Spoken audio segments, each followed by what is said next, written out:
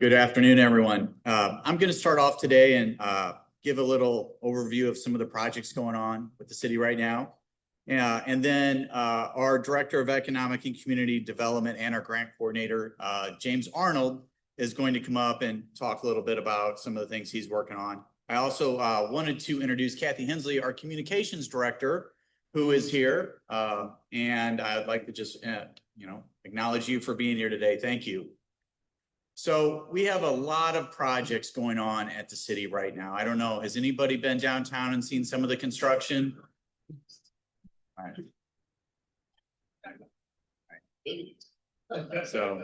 So I wanted to come up here and really talk about that. Can everybody hear me okay? Is it possible to turn that mic up a little bit? So I wanted to come up here and just talk to you a little bit about these projects. So before I talk about these projects, just to let you know how the city functions, just a quick overview. We have over 250, close to 300 employees, part-time and full-time. We have many projects and things that are going on around the city. Think of us as a large company with many projects, and we focus on a lot of long-term planning. And we have to really do that at the city of Edwardsville. A lot of the meetings we have, a lot of the things we talk about are things that aren't going to happen now, sometimes not even 5 or 10 years, sometimes when I'm not even going to be around, or any of the aldermen or some of the employees, but we're constantly trying to think about how to make Edwardsville better for the future. And I know sometimes it may not look like that, but trust me, that's what we try to do all the time. So I wanted just to kind of tell you about some of the projects that are going on right now, all at once. So right now we have a project called Goshen Commons. Back in August of 2024, we learned that Representative Katie Stewart had secured a $2 million member-directed initiative for Goshen Commons through the Illinois Department of Natural Resources to support economic vitality. So we collaborated with her to create a green space downtown, which is going to be called Goshen Commons, which is right by the courthouse. So that is going to be a park. What is it going to do? That particular park prioritizes pedestrian accessibility. It's going to support community gatherings and public spaces. It's going to serve as a landing spot for our local traditions that we have, such as the Land of Goshen Community Market. We're upgrading it. It wasn't really conducive to their needs, so we've been collaborating with them how to make it better so they can continue to grow there. And it preserves a wonderful area for green space for our active businesses and our residential district. So that project is going on right now. So when it's done at night, you're going to be able to come out of wherever you are downtown. It's going to be roped in lights. During the day, you could go grab lunch at one of our eateries or do some shopping, and you're going to be able to go over to the park. It's going to be interactive. There's going to be chess games and checkerboards. There's going to be a pavilion with a video screen so we can show movies, so we can show games. And we'll have small concerts and events there. And it will also be the new home of the Goshen, the market, so they can have some of the things they haven't been able to have, such as restrooms, electric, some storage, just some of the things they need. So in addition, so think of it, and it's not, City Park is still our main park, but it's going to be for different types of events. And it's also going to look amazing. So I don't know if any of you have seen the winter market that we have and what we've done with our city park at Christmas. That's going to extend over to Goshen Commons. So that's going to just be an amazing space for us. And we really wanted to complement and help our businesses who are down there. In addition to that, we have a whole nother project going on. As you know, our water mains, our sewers downtown needed to be replaced. I think they're mostly over 130 years old.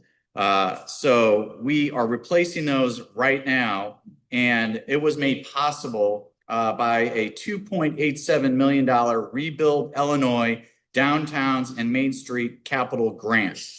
So it shows that we're reinvesting in our downtown. We're reinvesting in our businesses and our residents who use downtown to replace all of those sewers. That project is going on at the same time right now as the Goshen Commons project is going on. And James is going to talk about some of the planning that led up to what got us here today. So in addition to new sewers, what has got me excited is since we ripped everything up, we have to put everything back down. So we're going to put it down in an Edwardsville style of way. It's going to be green. It's going to be streetscape. It's going to be really beautiful. So at the same time we have Goshen Commons going on, we're going to integrate the project on Main Street. And we're super excited about the way it's going to look when it's all finished. Has it been hard? Yes. Has there been standard issues and things you deal with when you're dealing with a project of that magnitude? Absolutely. But James is going to talk about how we've been trying to communicate with our residents and our businesses as we move forward with that project. Now, in addition to that, most of the times that would be enough. But in addition to that, the third project is the city has purchased 246 North Main Street, which is the butcher shop. Everybody knows where the cow is. The city has purchased that building once again with a grant thanks to the Edwardsville Community Foundation and Great Rivers and Routes. David Kriege, most of you know that name, was left money for some type of project that would be impactful for our city. And I think that in the end, he's going to be super proud when he's looking down to know that he was able to help us purchase that building. So you're going to say, what are we going to do with that building? Well, we're constantly thinking about how we can drive people downtown to support our businesses, our retail shops, our restaurants, but also to benefit our residents. So we have a lease agreement with the Edwardsville Arts Center, and that's going to be their new home right next to the Wildy Theater. So what a good collaboration I think it's going to be. You have a theater, you have an art center, and then in our Edwardsville way, what we're going to do on top of the building, we're going to have a rooftop amenity, roped in lights. So when you come out of the Wildy and you enjoy your show, you want to go have a coffee, a soda, a popcorn, a glass of wine, you're going to be able to walk out of the Wildy and walk onto a rooftop while you're on top of the very active arts center. So that's the third amazing thing that we're doing at the city of Edwardsville. It hasn't started yet. I just realized though that I didn't tell you the completion date. So let me back up really quick. So first on Goshen Commons, our estimated completion date is October. Okay. Then on our sewer project, our estimated completion date is August. Our estimated completion date on the 246 North Main is February of next year. And then I want to move on to the fourth thing that's happened. When I became mayor, this is my second term. I've been mayor for like 5 years now, alderman 10 years prior to that. My goal was always to get the north end of Main Street developed to make sure that it is consistent with the rest of Main Street. But if you take, and I say this often, if you go back 8 years, right, we were so close to having Main Street developed. So what happened? Well, what happened was a friend of mine, a lawyer, passed away, and he was in the process of having his headquarters built downtown. And it was going to be a high-rise building, and that was going to be the home of his law firm. At the same time, we had the Manny Jackson Center, which is a wonderful facility, but our expectations and the way it was presented to us was going to be on a much larger scale. It was going to be an international meeting hub. And that didn't necessarily pan out how we expected it to, number two. Then number three, COVID hit, which stopped everything. If those three things didn't happen, it's my belief that all of North Main Street probably would have been close to developed all the way down. So we had to start over, and we have started over. And these projects, as we're moving down, in addition to that, we have 400 North Main, which is Station on Main, which was our old public safety facility building. I don't know if you all remember that. I'm sure most of you do. So Station on Main now has Norwalls. It has Salt and Smoke. It has a law firm moving to town with over 60 employees, MG&M. And it also has people moving downtown. So that space, I believe, is what's going to lead us to continue to develop the rest of Main Street, hopefully sometime soon. In addition to the things I've just talked about, we have another announcement to make today. Some of you may know, but does everybody remember Rusty's? I'm sure you do. I'm sure many of you wish we had it back, but there's been several different times where that property was supposed to be developed, and it just hasn't worked out. Fortunately, the Fowler family has been willing to donate it to the city, which I never believed. I never thought that would happen. I've been in contact with them for years with James, and they are wonderful people, and they would probably be mad at me for announcing that they donated it because they're not like that, but I could not believe it. So that's our next thing we're going to do.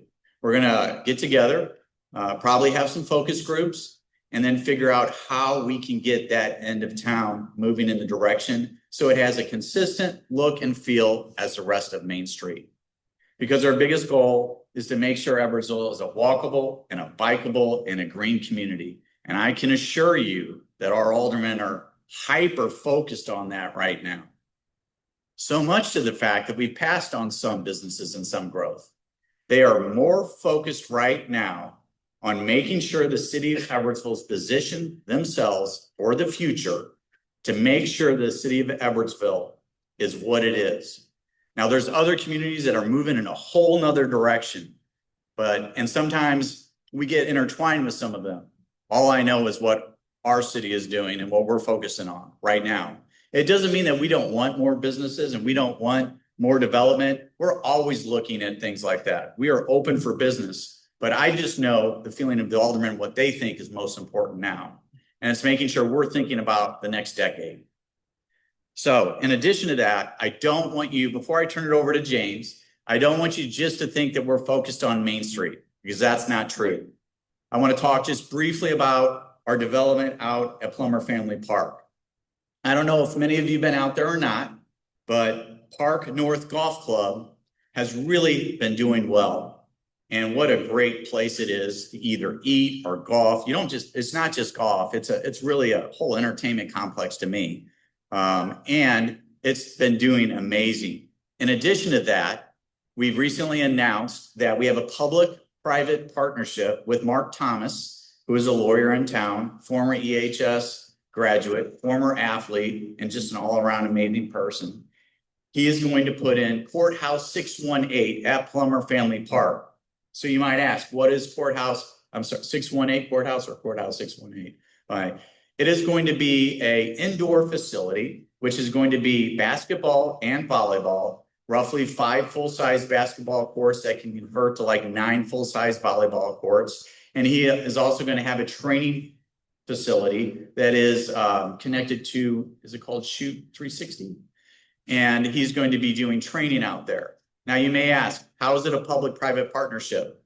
Well, he came to us and asked us for help, and obviously we have to look out for our citizens. So we are going to be having all of our basketball. We have a bunch of basketball leagues at the city, and they're kind of spread all over. They're going to be able to use that facility. We're going to be using that for all of our young kids coming up who play basketball, young boys and girls who are in the leagues. That's going to be our home for that. In addition to, there's going to be many other collaborations that we have with them. So we've got Courthouse 618 going on. We do have the new Park North Golf Club looking for more expansion out there. Truthfully, I had hoped, and I think that the city had hoped that we would have been seeing some more activity there, but we're working on it.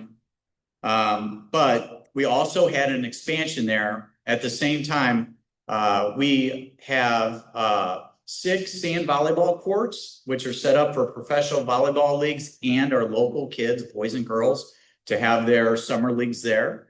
And that's an amazing space. We have 12 more pickleball courts that we've collaborated with OMG, one more game. So now we have a total of 25 courts, one of them a championship court. We have over 400 or 500 members that are members of OMG who play pickleball, that are active in our community. And we also have 4 full-size baseball diamonds out there. We didn't have any full-size baseball diamonds. Now we do.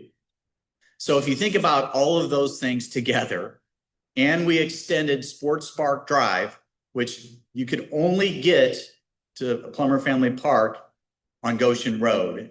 Now you can exit through the backside and jump on the highway.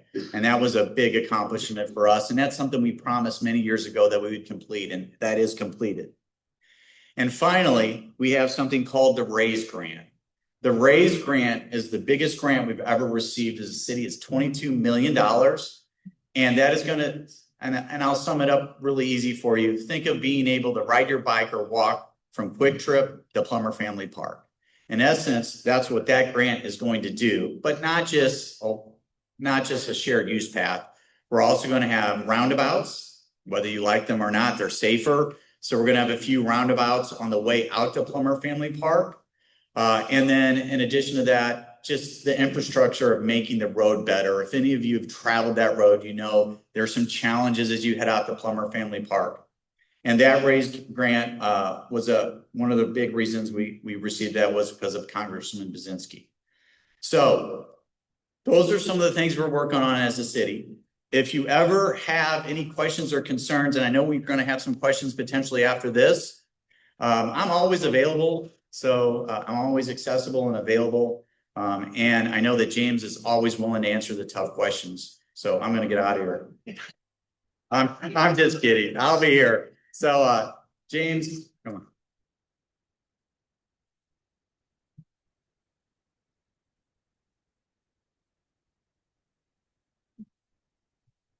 Mics are always too high for me.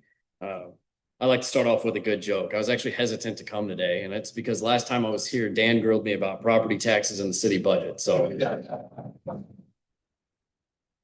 but here I am. Mayor, that was wonderful. I did have him talk extra long, so I didn't have to talk so much too. So I certainly appreciate the mayor's speech there. I'm going to bring us back down to downtown, and specifically Main Street in that space. He talked about the grants that we were able to obtain, but there is the other side of it. There is the actual construction period of that and what that means. I think we use terms like a mess. That's probably an understatement, but I'm going to be very intentional with this. I wrote down a list of all these businesses: North Main Street Diner, Mojo's, Runwell, Whisker Bones, Big Daddy's, Foundry, Bin 51, Cleveland Heath, Keepsake Candles, Thrillsville, Dewey, Polished Prince, Evermore, Stagger Inn, Walgreens, Jerry's Tires, Telly, whatever we're going with these days, Cafe Verde, 222. Those are businesses in that space that have to deal with this every single day. And when there is construction going on, people do not show up. So my ask of everybody here is to get the message out and to support these businesses. This hasn't been a one-year project for most of these people. If you remember last year in 2025, we did a similar project in the 200 block, and we affected some of the same businesses, but also the businesses in the 200 block. Now, in the end, we're doing something wonderful. We're taking out 138-year-old water lines. We're doing a wonderful sewer lining project. We're bringing entrances to these buildings up to ADA code, and we're going to make it look very nice. And that sounds great, but you got to get there. And there are hiccups along the way. And yesterday we experienced another one of those hiccups. We heard about the chemical smells downtown and some other situations. When doing the sewer lining, accidents happen, and we had something get stuck, and we thought that would be a quick fix, as in like 4 hours. Well, roughly 36 hours later, we're still dealing with that situation being stuck. And so you do have Cleveland Heath, Bin 51, they're closing down. Your downtown space in many of your cities is that space that provides that level of that charm that we talk about. That's our mom and pops. Kind of our, I don't know how to say it, unique businesses. the people that live in our community that are putting everything into that business. Entrepreneurial in spirit. And so to lose even one day of business is very hard. It is difficult for them. Now, this whole project, we learned a lot during the 200 block. We didn't communicate it well. We had issues with snowstorms. And we really hurt the businesses. I'll be honest. That's my opinion. We learned. We talked to the 200 block after that process. We tried to get better. Kathy has been over communicating with our businesses, but also social media. We have a project webpage now. Just some different things that we are trying to do to make sure to get this word out. Businesses are supporting businesses. The mayor is active on his socials as well. But I would just continue to encourage you guys for the next 3-4 months until we get to October. And I'm going to tell you everything's going to be beautiful, to really get out and push your neighbors to get out and push your other businesses to get out and support that downtown space. That's kind of the sad part. Not sad, but that's the reality part. Is downtown needs help. I get the messages, I get the calls every day. So I'm going to share that with everybody that I possibly can. Some other cool things that the mayor may or may not have talked about. I don't think he went there, but right outside this window, we are doing something really unique. We had an opportunity to have a very nice partnership with Lewis and Clark, and we're building also with a great grant opportunity from ECF. But we're having an all-inclusive playground built right here on this campus. And that's another one of those collaborations and partnerships that we talk about. We always search for those opportunities because the city doing it by themselves is one thing, but anytime you can get partners or people that want to collaborate on ideas, we're always open to that. We love those conversations. I encourage those conversations. If you have ideas, please reach out to me. And then I'm just going to round it up. This A-frame. What is this A-frame doing? These are going to start popping up around town. We established the Tourism Advisory Committee in approximately 2022, 2023, somewhere along those timeframes. Janet over here is actually our chair. She has been our chair since the day we started. The Tourism Advisory Committee works not only with the city, but also our tourism bureau, Great Rivers and Routes. This is one easy way with this QR code. It links you to Great Rivers and Routes. It links you to our restaurants, and it links you to kind of our special event space. We are going into our most active period, really all year. Late spring, summer, early fall. This is when Edwardsville really gets, I don't know, colorful. I love going downtown Thursday, Friday, Saturday, Sunday, because City Park is always full. Goshen Commons is always going to be full. If you go on the east end of town, Plummer Family Park is always full.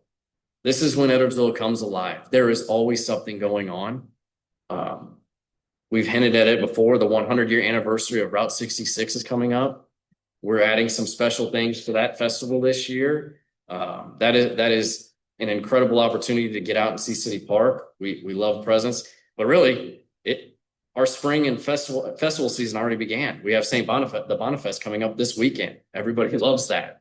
And we see a tremendous amount of visitors coming here. This QR code isn't necessarily for people in Edwardsville, right? We know, kind of have an idea what's here and what's going on. But this is for the visitors. We want visitors to see this. Because if they can scan this QR code and get access to this, maybe they see Cleveland Heath on there. Maybe they do see Ben 51. Maybe they see Peel. So we want to get this out as much as we possibly can. We bought approximately 21 A-frames. I think we got 5 or 6 retractable banners. They're at SIUE now. They're at our hotels. They're going to be at all of our parks, at our special events. Kathy actually also brought, I think, did you? Since everybody, no matter what age, you always love stickers. We brought stickers today too with this QR code to share. But this is stuff that we want to get out into the community, that we want to start sharing with people. We want everybody to know what we know about Edwardsville, that this is a great, loving place to not only live, work, and play, but just to visit, just to come in. We also have other great festivals. We go from Route 66. We have a wonderful municipal band. We have Edwardsville Symphony. We're gonna have another massive celebration this year. It's the United States 250th birthday. So we're gonna have a week-long series of events in partnership with other folks. We have the wonderful Criterion. And again, this means I have to stop talking. That means I don't have to take questions either. So we have the art fair, the Criterion. Anyway, this is the time where Edwardsville becomes alive, and I hope you guys get a chance to get out and visit our festivals, visit our downtown businesses, and let's do this together. Let's get through this together. October is going to be great.